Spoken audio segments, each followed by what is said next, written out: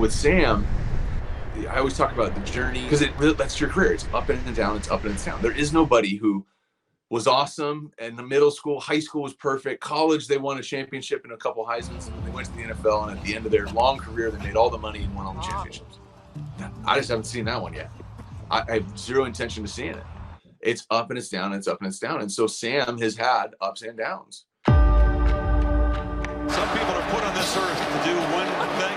He is a born quarterback. I want you to keep your eye on this Sam Darnold kid. The guy is humble yet confident, which is hard to be. Absurd. He is the same guy all the time. Darnold with the keeper to the end zone. He's the best quarterback in this draft class. If you need one, I think Sam Darnold will be my first choice.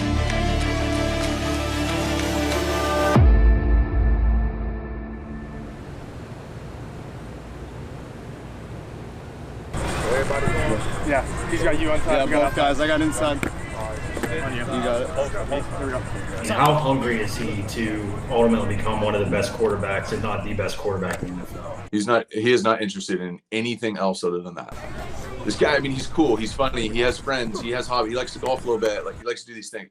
This guy, in a way that I rarely see, is as committed to doing this and being great at this and winning a Super Bowl as I've seen.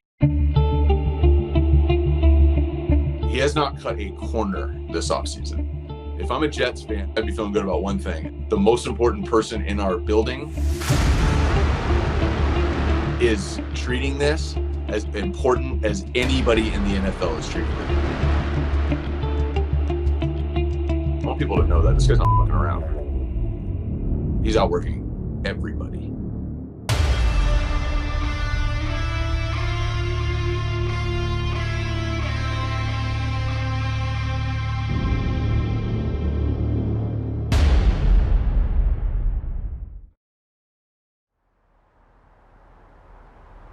In the landscape of college football, it doesn't get any more picturesque than Pasadena, California, and the Rose Bowl. Under the backdrop of the San Gabriel Mountains, it's where some of the biggest names in the sport have painted some of the game's most epic masterpieces. The site for this ultimate showdown is one of the famed arenas of sport, the Rose Bowl. And breaks it. He's gone. Goodbye. Midfield, headed for his second touchdown. And on the way, it's Ron Dane. The big guy can travel. It's touchdown. He's going for the corner. He's got it. In the 103rd edition of college football's most historic bowl game, Sam Darnold launched himself into the national spotlight with a performance for the ages. You know that in that game, it's a part of history. And there is Sam Darnold. Besides the physical gifts you talked about, his poise, incredible. He's a prodigy, both physically and I think emotionally. Darnold over the middle, touchdown! Fires across the middle. Rolls, fires in the front end. Touchdown! Play action fake, touchdown! To get there, Darnold now loops it for Smith-Schuster. That's a perfectly thrown football by Sam Darnold. It was a critical moment that I'll never forget as long as I live. He doesn't have any timeouts, and he's got to go 80 yards to tie this football game up. Before that drive starts, I tell Sam that, hey, I want you to look at me once we score this touchdown. The game clock is way down. We may go for two, so look back at me. Little did I know that he was going to score in about 20 seconds. Darnold has a lot of time. Flies over the middle. Touchdown! He throws an unbelievable pass across the middle to Deontay Burnett. A just unreal pass. Most 18-year-old kid would be celebrating. This kid, as soon as he threw that ball, as soon as it went across the end zone, his eyes immediately came back to me and said, "What do you want, Coach?" And when that happened, I was like, whoa, we've got something really special here. I don't think he smiled or showed any emotion the entire game, despite what he was doing out there. How do you describe what you saw from him? Just truly special and poised. Played way beyond his years. Thank goodness he's a Trojan. With Golden State roots, Darnold's road to being a Rose Bowl hero began at a young age as he flashed a golden arm and dominated every sport he played. You know, I met Sam probably when he was about 5 years old. You know, his mom was a teacher at the local middle school, and Sam was kind of like the local legend as a young kid, being in all the youth camps, football camps, and the soccer camps of kind of being a kid that was the next phenom in our local town.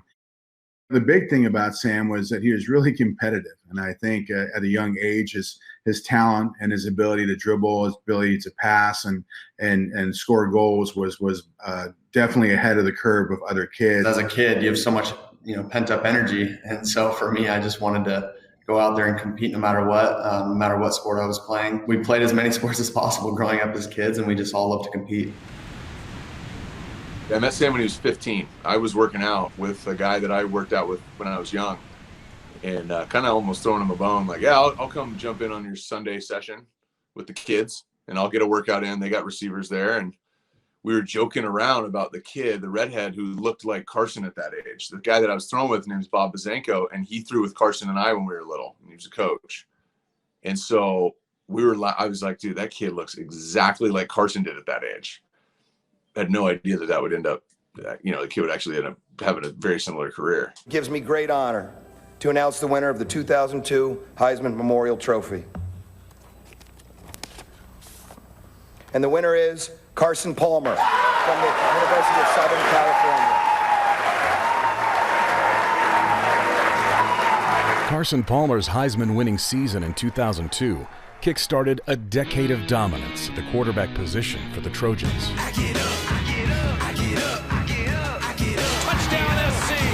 Talking about a university that some say is quarterback youth. Think about the history of the position from 2001 on. Ever since I can remember, because I was such a fan growing up, the quarterback position, everyone knew who the quarterback was. At SC, at least for me, growing up in Southern California, like I said, it was just different.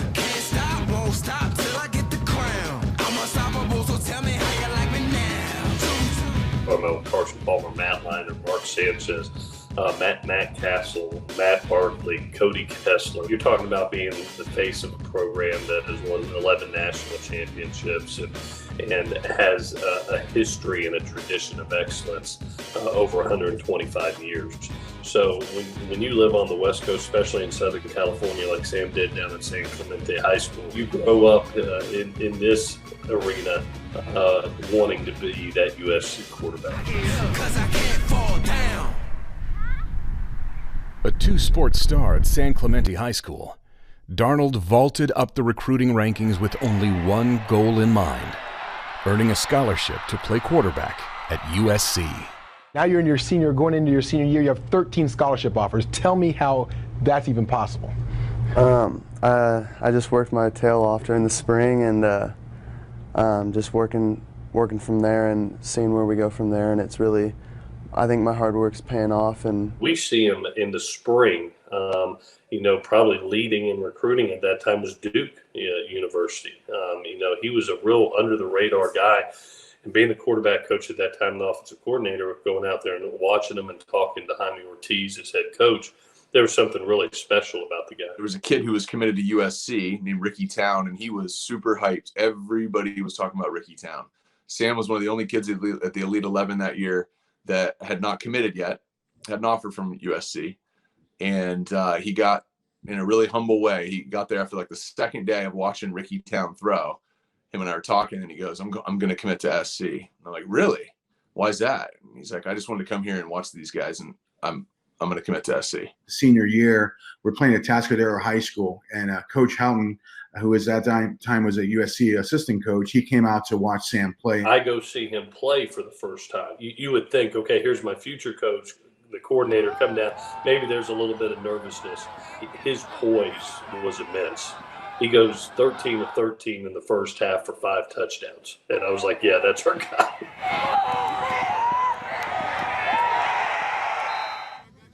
Entering the 2016 season, Darnold was edged out by Max Brown for the starting quarterback job. After a 1-2 start, Clay Helton knew it was the right time to turn to the redshirt freshman. And we were sitting there at 1-2 and really felt at that moment that we needed to make a change, and that Sam had overtaken Max. And we put Sam in that position. We go to Utah. On 3rd and 7, they twist and bring only 4. And a strong arm strike to Juju Smith-Schuster. It was evident when Sam had gone in that there was no deer in the headlights. He was ready for the game. The game was awesome. You know, I don't really think I was very nervous. Darnold, a quarterback draw. Sam Darnold has a seam for a touchdown. Darnold in trouble, stepped away and fired a strike. Oh, looking in zone, lets it fly, and it's caught. Touchdown, Utah. Our heart broke as a team. But I remember walking off that field going, oh my gosh, we got something really special here. This quarterback is special. He had made some rookie mistakes, but he had a level of talent and a level of poise in that situation that we were like, this kid's going to get better with each and every game. And as he grows, we're going to grow. That next day we had a team meeting, but it was players only. Obviously we were 1-3. As a college team, especially as USC, you know, you're not even supposed to lose 3 games in the whole season. You know, we knew that we had some firepower. We had a lot of talent. We could score points. We knew our defense would go up there and get some stops when we needed them. Our goal was, you know, we just got to focus one game at a time.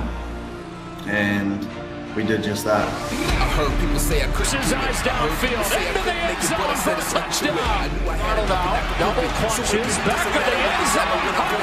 Juju. My adrenaline flow as it wants to. Darnold sets up underneath again. And I got you can't stop what I'm about to unlock, cause I'm hot, better let me in. Y'all know I'm the hardest. Y'all know I'm the hardest. I'm just being honest. I'm the best, I'm the smartest.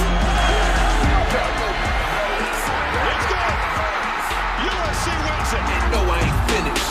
Didn't know I ain't finished. I'm just getting started.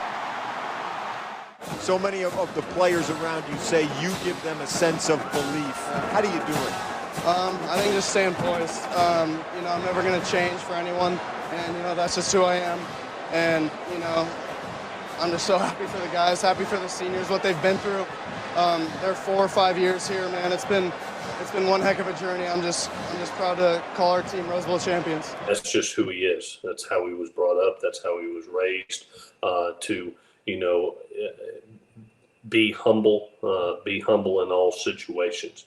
When things are good, be humble, and when things and adversity hits, own it and take the blame. You know, after that Rose Bowl game, I try and shoot him a text after games, and I said, your life has now changed forever. And I don't think he, totally got it. Let me also talk a little bit about Sam Darnold. Because he put on one of the all-time displays. I mean, it really was one of the all-time things I've ever seen. When I watched Sam Darnold, if I was trying to explain what he does so well, the brilliance of Sam Darnold, I don't know if I could put it into words. He had that life-changing moment, and I think I talked to him the next day after that Rose Bowl, and he goes, dude, I think this is like legit. Like, this is going to be my path. These people are saying all this stuff about me, like, and he's like, dude, I need to like back this up. I need to get way better. What do I need to get better at? And it was like a week after the Rose Bowl that he just hit it hard. I didn't need anything at that point. I didn't need any affirmation that he was, committed or anything like that at that point, but that put it over the edge. And that was when I really got to see that, like, this guy's not talented. It's not that he's really good. This kid is for sure a franchise guy. Yeah, he checks every box. At one Jets drive, the former number 3 overall pick is preparing for his 3rd season under center for the green and white. Darnold will look to take the Jets to new heights this fall, following a roller coaster 2019 season. A spectacular day for football and the 2019 regular season. There's been a buzz around this team all the way through the offseason, and the fans finally get their first look at the Jets. Darnold touchdown. Le'Veon Bell. Here comes Hughes. There goes Darnold. And Bell! 3-yard touchdown run, 38-yard strike, caught by the Bills have come back from 16 to nothing. The loss to Buffalo was so devastating to begin with, and now they're going to have to go it without their quarterback. Sam Darnold is out for Monday Night Football against the Browns. Sam Darnold has been ruled out indefinitely with mononucleosis. Say what? Look, when you do the mono thing and then you're locked away for a couple weeks, and that's what's happening to your team, and everybody's saying and dragging them through the mud, and you feel like you're letting everybody down. All that stuff's happening. I mean, there's some resiliency that's getting built there. Can you elaborate just on how you're feeling overall health-wise? Yeah, I feel really good. My immediate thoughts were, okay, what are the steps to be able to come back as fast as I can? And I felt like I made a speedy recovery. Came back Dallas week and had a great week of practice and played well. He threw a curl, like a stutter go, like a curl and go to Robbie Anderson last year. Fake to Bell. He didn't really have a speed set. Go deep. Anderson's out there. I don't get into the game of like, there's only one quarterback in the NFL can make that throw. I don't know. Maybe some other guys could have made that throw, but he did. That was one of the best throws of the year. His ability to step up in the pocket, have that feel, have that presence, have that ability to make a throw when he's off balance and it's 45 yards down the field, and then accurate as can be. I mean, that's what you miss when he's not in there. Lobs one down the left sideline. Oh, you can't do it any better. Perfectly thrown ball by Darnold. Sam Darnold, what a return. The young kid had to come in here and change the spirit. He did that. And welcome to Monday Night Football. It's tough, it's just kind of NFL, 1 week you play, or I play well, and then, I feel like I'm seeing the field great, and then I come back this week and, opposite happens. So I just got to take it one play at a time and continue to, play the game the way it's meant to be played.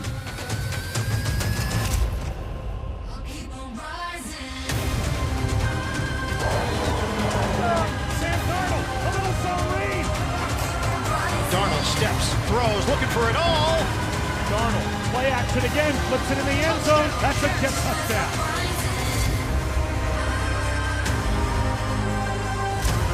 Here we are now, it definitely gave me a perspective though, in terms of, understanding what I have in the game of football.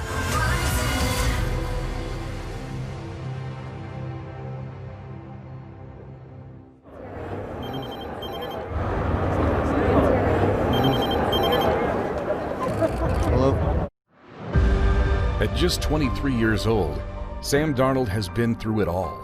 With the third pick in the 2018 NFL Draft. From a youth phenom to the face of a franchise. The New York Jets select. He's locked in on his one and only goal. Sam Darnold, quarterback, USC. Leading the Jets to the Super Bowl. I think becoming an elite quarterback just kind of comes with winning football games. The biggest thing for Sam is I think staying true to who he is.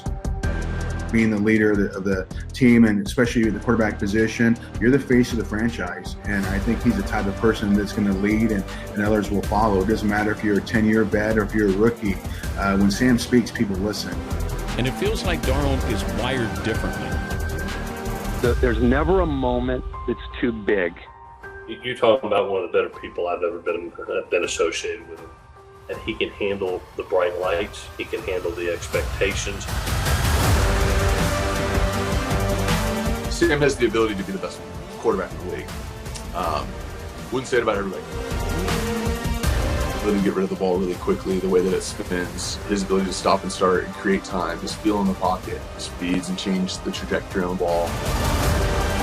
He's improved on things this offseason, the way that he's locked in and worked at it. He's created those opportunities for himself.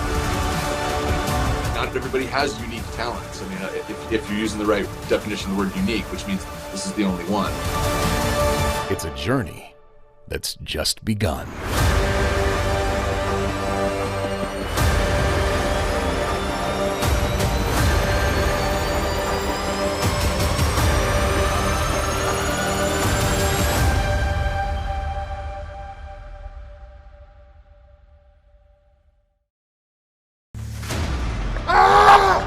Coming up next week on One Jets Drive.